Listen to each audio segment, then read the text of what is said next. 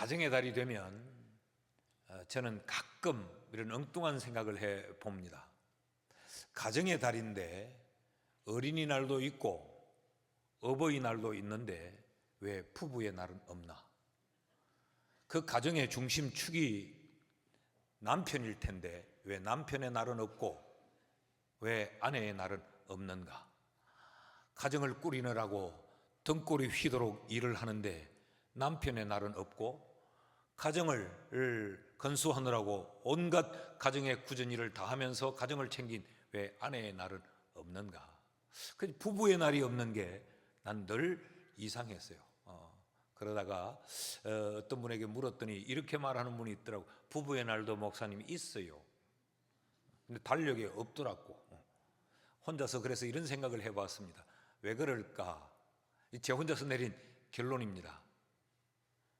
자식 생각하느라고 자신 생각할 시간이 없었구나. 부모는 자식을 키우느라고 온통 집중하다 보니 오히려 자신을 생각할 겨를이 없었던 것 아닌가, 그런 제 나름대로의 생각을 해 보았습니다. 여러분 그렇지 않습니까? 부모는 자식을 키우는 일에 자신을 갈아넣지 않아요. 나는 못 먹어도, 나는 못 입어도, 나는 못 누려봐도 내 자식은 입고 먹고 그걸 누리도록 하기 위해 그렇게 수고하고 애를 쓰니까 나를 챙길 그런 여유가 없지요. 가정의 기도 제목을 받아보면 참 다양한 기도의 제목들이 있는데 가장 많은 기도의 제목들은 자녀를 향한 기도의 제목이에요.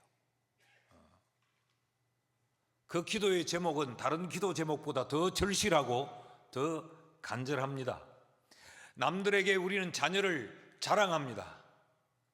남에게는 자녀를 자랑하지만 그 속으로는 항상 자식은 걱정과 염려의 대상입니다. 내가 염려하고 내가 걱정하는 것을 남에게 다 말하지 않아서 그렇지, 좋은 것만 밖으로 드러내어 말해서 그렇지, 부모의 속에는 그 자식을 향한 걱정이 애틋하고 그 자식을 향한 염려가 늘 짐처럼 그 마음에 담겨져 있습니다. 그래서 가정에 자녀가 시험거리가 된 그런 가정들이 의외로 많습니다. 자식 때문에 부모가 남모르게 가슴앓이를 해야 되고 눈물을 흘려야 되는, 자녀로 인하여서 마음 아파하는 그런 일들이 우리 성도들의 가정에 참 많아요. 지금은 하나님의 은혜로 해결이 되어서 이제는 그 자식을 위해 그 눈물은 흘리지 않지만 그 눈물이 거두어지고 나니까 또 다른 눈물이 흐르게 되고, 그 자식은 알지도 못하지만 사춘기 때 머리 노란 물 들이고 방황할 때 그 애비와 그 애미가 흘린 그 눈물을 그 자식은 모르지만 가슴 속에 담고 애틋하게 염려했던 그런 일들이 우리 모두에게 다 있지 않습니까? 여러분 한번 물어보십시다. 여러분에게 있어서 자식이란 어떤 존재입니까? 자식은 어떤 존재예요? 그 자녀를 처음 임신했을 때 기뻤습니다.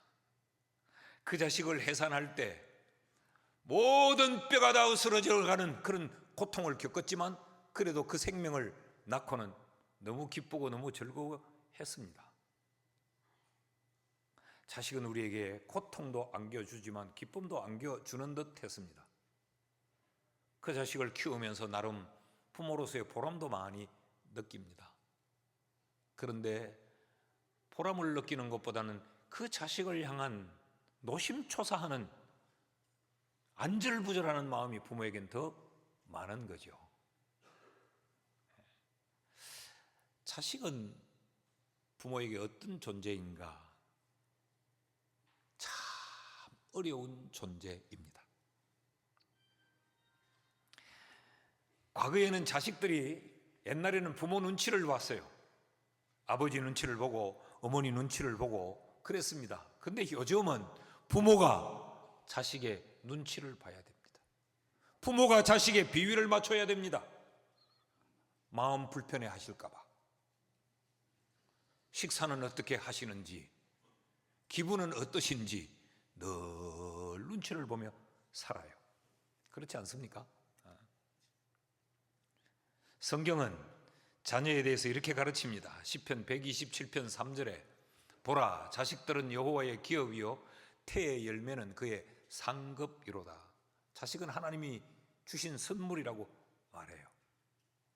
그런데 이 선물과 함께 부모에게는 책임이 주어집니다. 성경 많은 곳에서 부모의 책임을 얼마나 많이 언급하는지 몰라요. 그 가운데 제가 한 두 구절만 뽑아 보지요. 잠언 22장 6절 말씀을 보면 마땅히 행할 길을 아이에게 가르치라. 그리하면 늙어도 그것을 떠나지 아니하리라. 부모의 책임이 있다는 거죠. 자식을 가르쳐야 될 책임이 있다는 거죠. 그 부모의 책임을 어떻게 했느냐에 따라 그 자식의 미래가 결정된다는 이야기 아닙니까?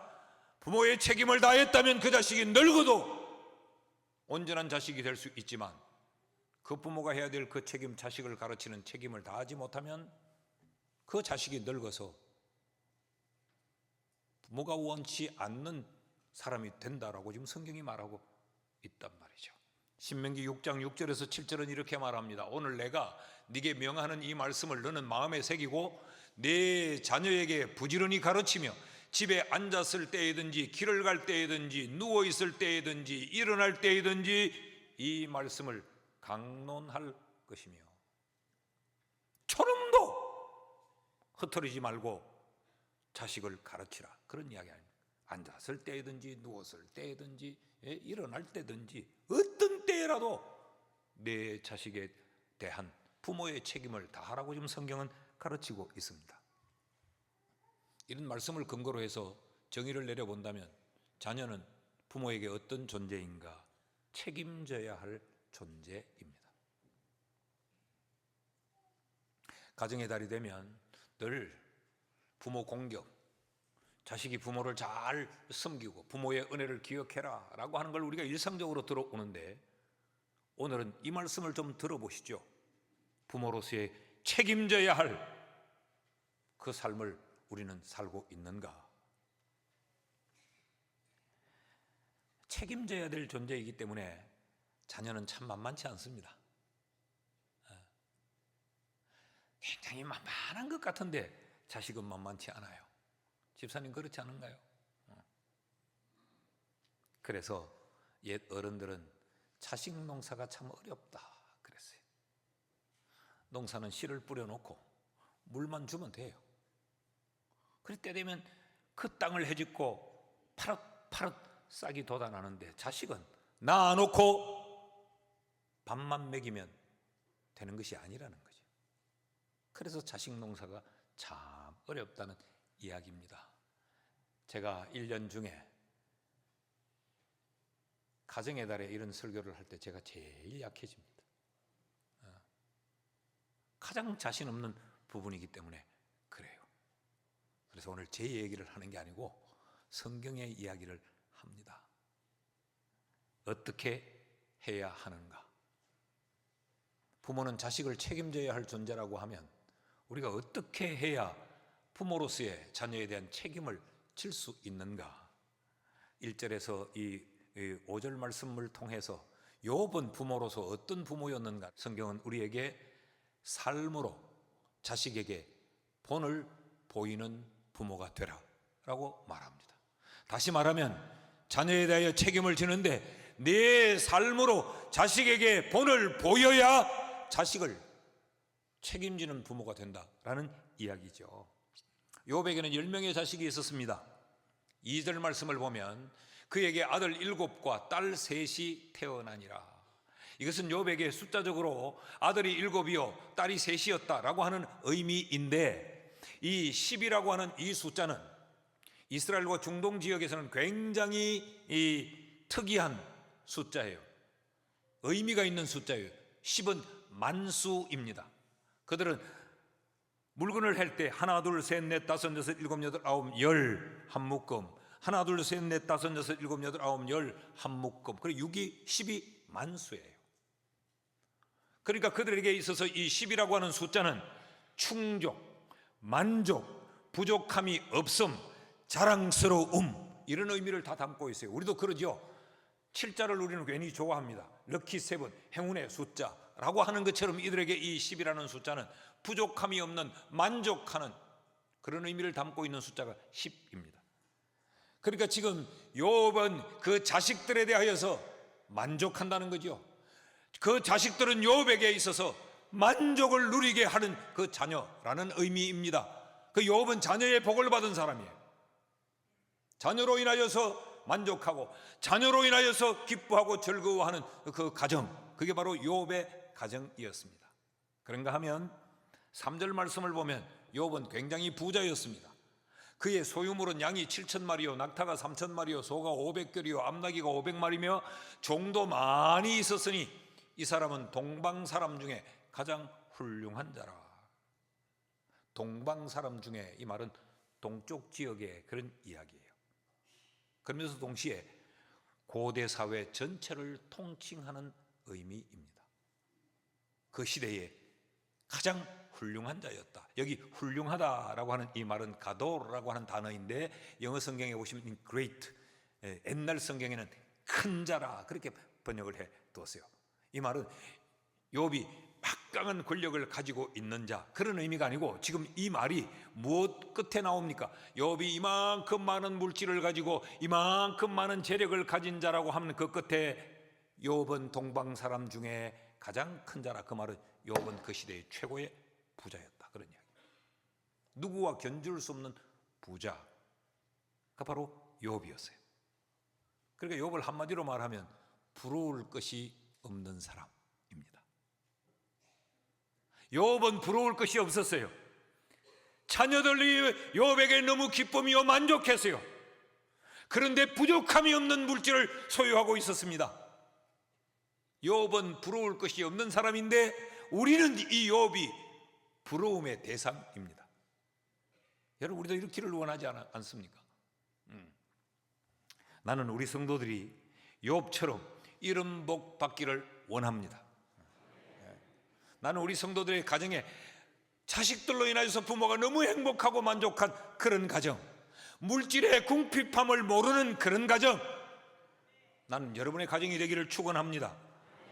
이러면 얼마나 좋겠어요. 자녀 때문에 걱정할 일이 없어요. 자녀 때문에 너무 행복해요. 그러면서 물질적으로 전혀 궁핍함을 못 느끼면 이러면 행복한 거 아닙니까? 그런데 더 부러워해야 될 것이 있습니다. 1절입니다. 같이 읽어요. 시작. 우스 땅에 욥이라 불리는 사람이 있었는데 그 사람은 온전하고 정직하여 하나님을 경외하며 악에서 떠난 자더라. 할렐루야. 지금 욥을 굉장히 객관적으로 묘사하고 있어요. 우스라고 하는 땅에 욥이라고 하는 사람이 살았는데 그 사람은 어떤 사람이냐? 온전하고 정직한 사람이었다. 윤리 도덕적으로 주름잡힘이 없는 사람이요, 그러면서 동시에 그는 하나님을 경외하며 하나님이 싫어하는 악에서 떠난 자. 그는 윤리 도덕적으로 그리고 신앙적으로 영적으로 그는 완전한 자. 이것이 욥에 대한 보편적이고 객관적인 평가였습니다. 욥의 사람됨을 이야기하는 거죠. 여러분 완전한 거 아닙니까? 거기다가 욥만 그런 게 아니고 자식들까지 욥의 기쁨이요 자랑이요, 자식에 대해서 염려하고 눈물 흘리고 근심할 것이 없고, 그리고 뭐 부족함이 없고, 신앙적으로도 온전하고 도덕적으로도 온전하고. 그런데 이런 욥이 여기서 또 한 걸음 더 나아갑니다. 하나님의 자랑의 대상이 됩니다. 8절 말씀을 보실까요? 여호와께서 사탄에게 이르시되 네가 내 종 욥을 주의하여 보았느냐? 그와 같이 온전하고 정직하여 하나님을 경외하며 악에서 떠난 자는 세상에 없느니라. 하나님이 욥을 극찬합니다. 그러면서 욥에 대한 이 자랑을 누구에게 하고 있냐면 사탄에게 자랑하고 있습니다. 욥 같은 자가 세상에 없다. 여러분, 이것이 최고의 행복 아니겠습니까?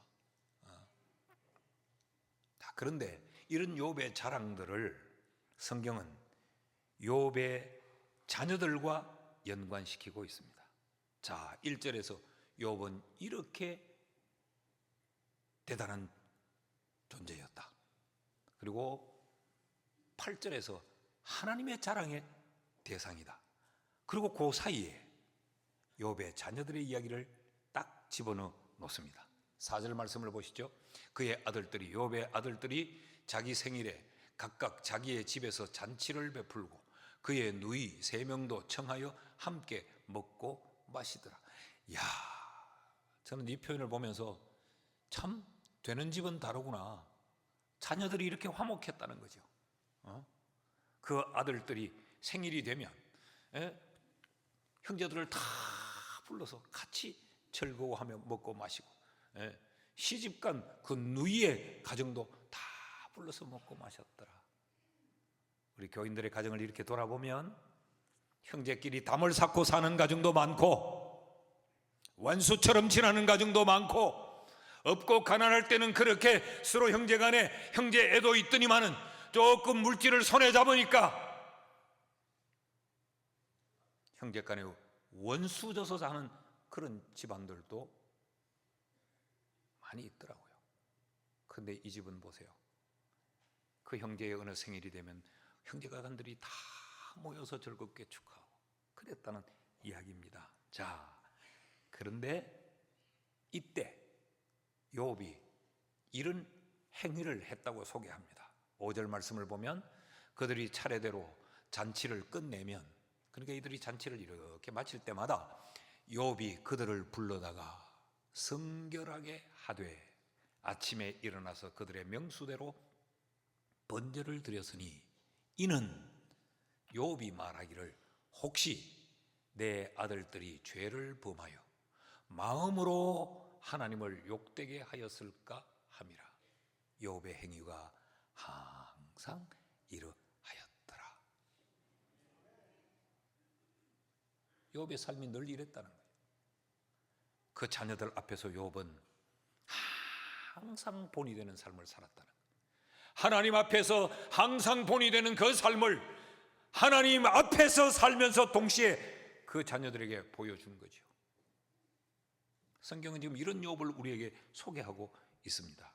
여러분, 이런 부모의 모습을 보고 우리의 자녀들이 자란다면 그들은 잘못될 수 없지 않겠어요? 그들이 하나님을 두려워하지 않겠습니까? 어릴 적부터 날 보고 자란 것이 그 아버지의 그 온전한 삶을 보며 자랐어요. 신앙적으로도 그랬어요.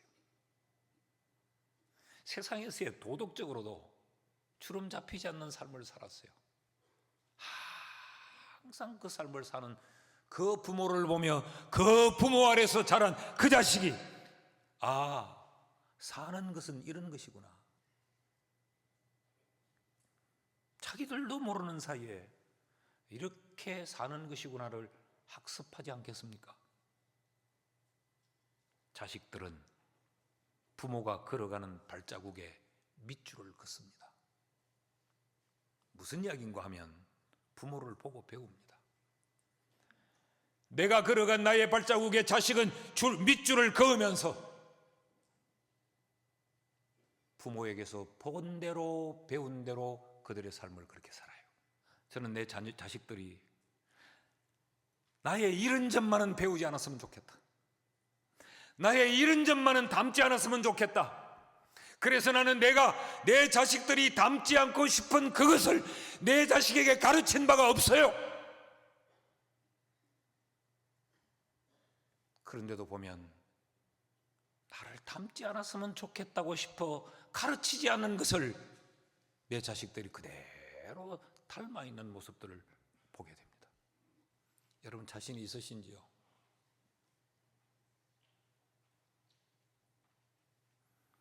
부모라는 권위로 자식을 통제하려고 하고, 자식이 어릴 때는 부모가 가진 힘으로 자식을 억압했지만 그것으로 우리의 자녀를 책임질 수는 없습니다. 욥처럼 삶의 본을 보여 자식들에 대해 책임지는 부모가 될 수 있기를 축복합니다. 욥은 삶으로 본을 보였다. 이것이 우리의 책임입니다. 둘째로 욥을 통하여 부모의 책임 또 하나를 가르치는데, 그것은 자녀에게 성결을 가르치라, 성결함을 가르치라. 욥은 이렇게 많은 물질을 소유한 부자였음에도 불구하고 그의 관심은 자신의 부에만 있지 않았어요. 그는 자녀의 신앙에 관심을 뒀습니다. 4절 말씀을 다시 한번 읽어보면, 그의 아들들이 자기 생일에 각각 자기의 집에서 잔치를 베풀고 그의 누이 3명도 청하여 함께 먹고 마시더라. 여러분, 부잣집 자녀들의 생일 파티가 얼마나 대단했겠어요. 그 시대의 최고의 부자였다면 그 자녀들의 생일 파티가 얼마나 화려했겠습니까? 욥은 이렇게 자녀들의 육체의 필요도 충족해 줬습니다. 내 자식의 육신적인 그 필요도 충분하게 공급을 해줬어요. 그러나 거기에서 멈추지 않고 5절 상반절을 다시 보면요, 그들이 차례대로 잔치를 끝내면 욥이 그들을 불러다가 그들을 성결하게 하였다라고 말해요. 욥은 재산에만 관심을 두지 않았습니다. 내 자식 잘 먹이고 잘 입히는 데만 관심 두지 않았습니다. 좋은 대학 보내고 좋은 직장 보내고 브랜드의 옷을 사 입히고 내 자식 사회에 나가 기죽지 않는 데만 관심을 가진 것이 아니라 얼마나 성결한가, 여기에 관심을 가졌던. 여기 성결이라는 단어는, 카도시라고 하는 이 단어는 글자 그대로 거룩함, 깨끗함, 그런 의미입니다. 근데 또 하나의 의미가 있어요. 봉헌의 의미가 있습니다. 하나님께 드려짐, 하나님 편에서는 하나님께 받으심. 그러니까 욥은 내 자식이 얼마나 호의호식 할 수 있느냐, 내 자식이 남들에게 기죽지 않도록 얼마나 좋은 브랜드의 옷을 입느냐, 내 자식이 얼마나 지혜로운 사람으로 많은 지식을 소유하느냐, 여기에만 관심이 있었던 게 아니고, 그런 것도 부모가 공급할 수 있는 대로 최대한 공급해 주면서 동시에 하나님이 받으실 만한 자녀인가, 내 자식을 하나님이 받으실 수 있을까, 이게 욥의 관심이었어요. 혹시 내 자식이 부지불식간에라도 하나님의 마음을 아프게 하는 죄는 짓지 않았을까? 그래서 혹이라도 하나님이 내 자식을 받으실 수 없는, 하나님 마음에 흡족하지 않는 그런 자식이 되지는 않을까? 이게 욥이었습니다. 여러분 어떠신지요?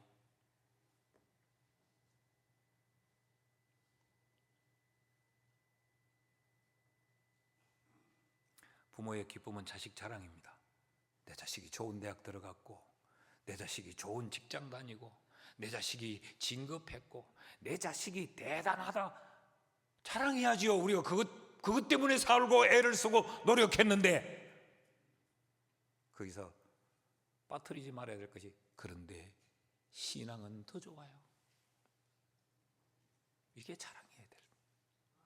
그러려면 우리 자녀들의 신앙에 관심을 가지고 성결에 우리는 초점을 둬야 돼요. 우린 종종 이런 표현을 쓸 수 있어요. 자녀들에게 부모의 책임을 다한다고 말하면서, 왜? 내가 학교를 안 보내드나? 내가 등록금을 안 주드나? 내가 굶기드나? 내가 옷을 안 사주드나? 그 부모 할 일 다 했다는 이야기죠. 근데 하나님은 그것만 하면 안 되지. 네 자식을 내가 받을 수가 없어. 그러면 실패입니다. 또 반대로 이럴 수도 있어요. 자식들의 그 필요를 공급하고 충족 못 해주니까, 돈극이 뭐 대단하고 그게 뭐 옷극이 뭐 대단한데, 여러분 애들에겐 대단합니다. 친구들이 다 그 옷을 입으면 안 입으면 가가 왕따가 되니까. 필요 없어. 성결하게 기도 생활만 많이 하면 돼. 이게 맞는 말인 것 같은데 자기의 책임을 다 못하니 이걸로 억눌러 버리는 거예요. 누림과 성결에 우린 균형을 못 이루어요. 근데 욥은 이 균형을 이루고 있습니다.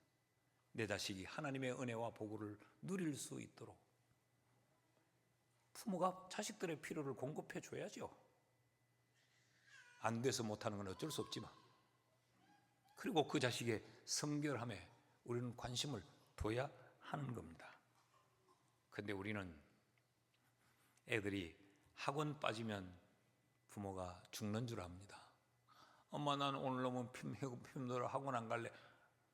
다음 주간에 기말고사잖아, 가야지. 그러면서 애들을 막 달래고 얼르잖아요. 갔다 오면 엄마가 서버게 가서 치즈 케이크를 사줄게. 뭐 이래가면서 엄마가 차 태워줄게. 엄마가 문 앞에서 기다리고 있을게. 이러면서 어떻게 하든지 학원 빠지지 못하도록 하죠. 주일날 아침에 교회 가자고 깨우니까 엄마, 나 교회 가기 싫어, 너무 힘들어. 그래, 너무 힘들면 자거라. 그래야지 월요일부터 또 학교 가서 공부를 할 수 있지. 월요일을 위하여서 쉬거라. 제가 너무 극단적인 예를 들었지만 우리에게 이런 삶의 모습이 참 많아요. 예배는 양보하고 거룩은 좀 접어둬도 되지만 우리 육신적인 것들은 절대 그럴 수 없다고 아이들에게 가르치죠. 아이들이 그것을 배워버립니다. 그래, 교회를 다니고 기도는 그렇게 하고 설교는 그렇게 듣고 입으로 말은 그렇게 하지만 중요한 것은 돈이야. 그걸 우리 아이들이 배워버리는 거죠. 그러다가 훗날 우리가 그 자식이 돈에 눈멀어 애비도 내치고 애미도 내치고 부모도 없고 그런 불안당 같은 존재가 됐을 때 우린 자식을 탓합니다. 성경은 우리에게 네가 성결을 가르치지 않았기 때문이라고 말합니다. 이 말씀에 여러분의 심령에 도전이 있기를 바랍니다. 셋째로, 성경은 욥을 통하여서 우리에게 부모의 책임을 다하는 또 한 가지를 가르치는데 예배를 강조해라 라고 가르칩니다. 오늘 본문에 참 인상적인 표현이 있습니다. 5절 말씀을 다시 한번 보면요, 그들이 차례대로 잔치를 끝내면 욥이 그들을 불러다가 성결하게 하되 아침에 일어나서 그들의 명수대로 번제를 드렸더라. 그들의 명수대로. 그러니까 그들 각자가 하나님 앞에 제사를 드리도록, 이걸 지금 자식들에게 가르치고 있는 거죠. 그러니까 하나님과의 개인적인 관계의 소중함을 가르치고 있습니다. 아버지의 그 신앙에 묻혀서 우리의 가정은 교회 다녀, 우리 가정은 예수 믿어 라고 하는 그 가정의 분위기에 묻혀 그냥 쓸려 지나가지 않도록 욥은 이것을 지금 주목하고 있는 거죠. 자식들 하나하나가 하나님 앞에 예배의 사람이 되는 것을 지금 욥은 주목하고 있다는 거죠. 여러분, 우리가 속는 부분이 바로 이 지점입니다. 목사집의 자식이니까, 장로집의 자식이니까, 우리 모두가 우린 교회 다니니까, 우리 집안 식구들은 다 세례 받았으니까 뭐가 달라도 다르겠죠? 천만에요. 목사집 자식이라고, 장로집 자식이라고 뭐가 달라도 다르지 않습니다. 그 개인이 하나님 앞에 예배하는 사람인가 아닌가, 이게 중요해요. TV에 보니까 뭔지는 모르겠는데 그런 선전이 있더라고요. 뭐가 달라도 다르겠지요.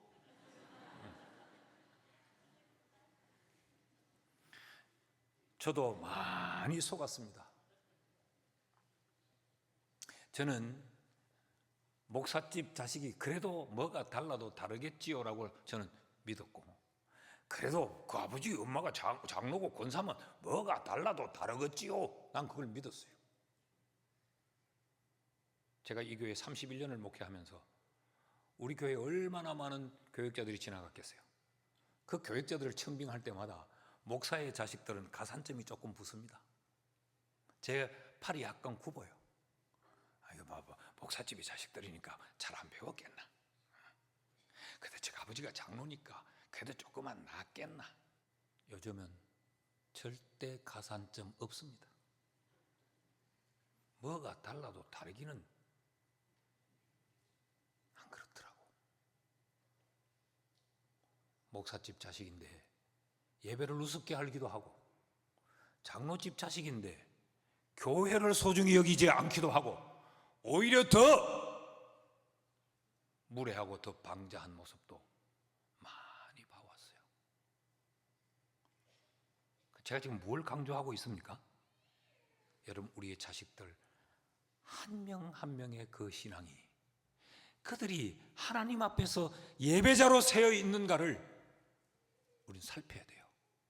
그리고 그들이 하나님 앞에서의 예배자로 설 수 있도록 우리는 가르치고 강조해야 합니다. 히틀러는 가톨릭 신자였던 그의 어머니 클라라에게서 출생했습니다. 그는 세례받은 신자입니다. 그래서 부모도 그는 신자로, 자신도 세례받은 교인으로, 그 교회도 그를 신앙인으로 그렇게 생각했어요. 근데 1932년 그는 연설에서 폭탄적인 선언을 합니다. 나는 가톨릭도 아니고 개신교도 아니다. 나는 독일 기독교인이다. 이게 사람들이 처음 무슨 말인지 몰랐어요.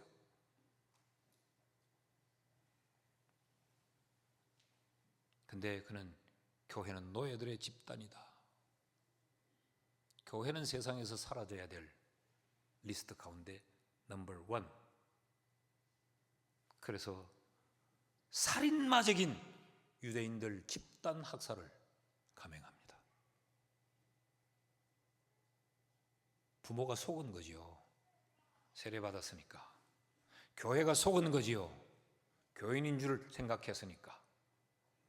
그러나 그는 하나님 앞에 개인적인 그 하나님을 우러러 경외하며 그 하나님을 예배하는 예배자가 아니었습니다. 오늘날도 목사의 자식들이 이렇게 무너지고 장로의 자녀들이 이렇게 넘어지고 성도들 가정의 자식들이 세상 사람들보다 더 옳지 못한 삶의 자리를 헤매는 경우가 참 많습니다. 그럼에도 부모는 내 자식은 세례받았으니까, 내 자식은 교회 다니니까, 그래도 예수 믿는 내 자식인데 라는 데 속을 수가 있습니다.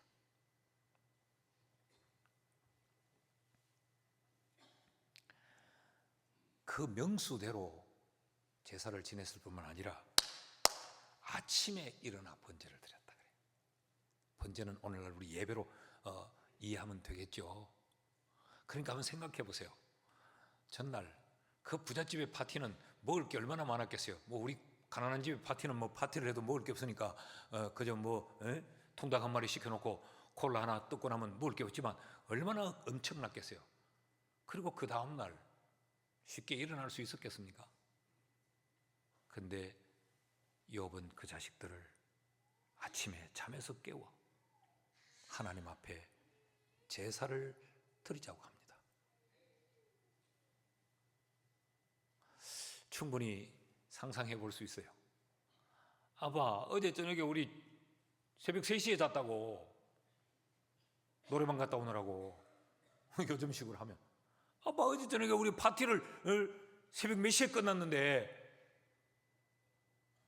아이들이 쉽게 안 따라올 수 있지 않았겠어요? 그럼 어떡합니까? 또 옆에서 아내는 이럴 수 있죠. 여보, 놔둬요 좀. 아들 그렇게 닥달하지 말고. 그러면 아들 삐딱하게 나간다고. 어제 새벽 4시에 잤다고 가가. 여기보다 한술 더 떠는 부모도 있어요. 여보, 어제 저녁에 술이 이빠이 내가 들었다고. 그 내가 지금 이거 봐라, 안 비나 이거 지금 해장국 끓이고 있는데. 아들 그렇게 사지 말라고. 해장국 끓이 미기가면서 또 가가 이빠이 말아, 또 가서 이빠이 해라. 뭘 가르치냐? 욥은 그러지 않았다는 거죠.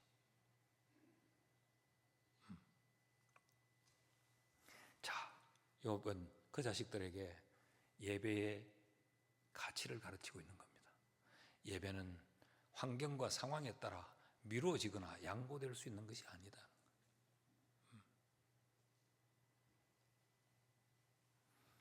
그러니까 이런 부모 아래서 자란 그 자식들이 예배는 어떻게 하든지 드려야 하는 거구나.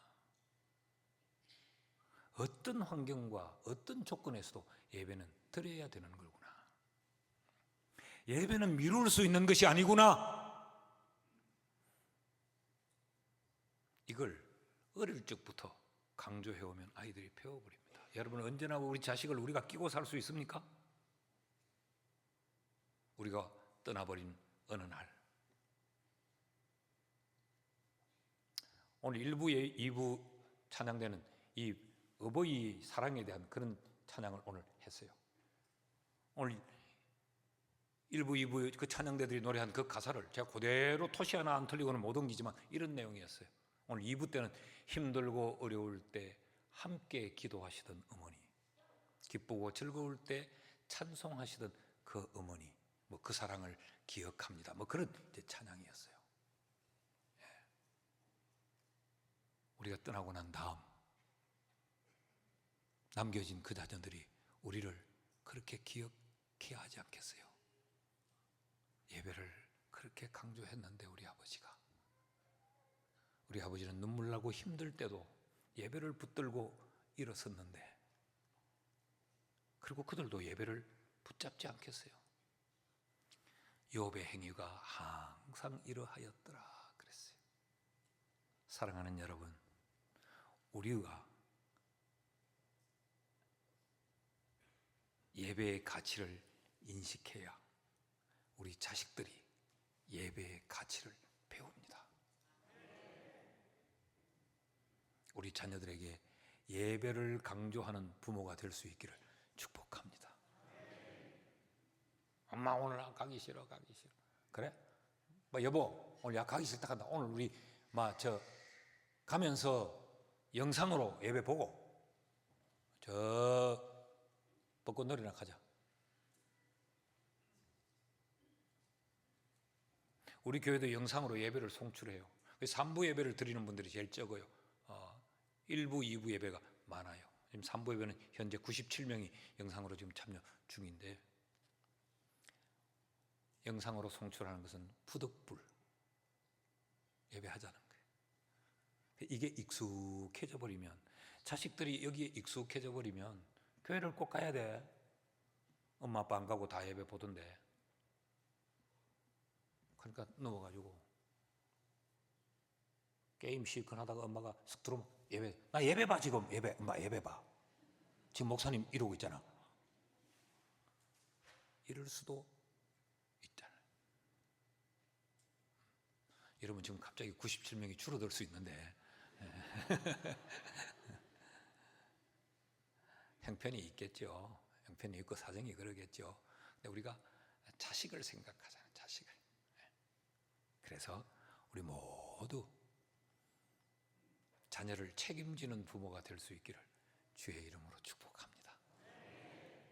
그리고 훗날 우리 자식들이 우리 아버지가 그렇게 대단한 사람은 아니었는데도 그래도 우리 아버지 바르게 사신 분이야. 우리 아버지 그렇게 많이 배운 분 아닌데도 우리 아버지는 늘 우리가 하나님께 드려질 수 있는 성결, 봉헌의 삶을 늘 우리에게 말씀하셨어. 우리 아버지는 취미도 없고 우리 아버지는 특기도 없었어. 근데 우리 아버지는 예배에 목숨을 걸었어. 그럼 그 자식은 결국엔 돌아옵니다. 무너진 듯하고 수렁에 빠진 듯해도 그 자식은 결국에 일어서고 돌아와요. 우리 이런 부모 다 되실 수 있기를 주의 이름으로 축복합니다.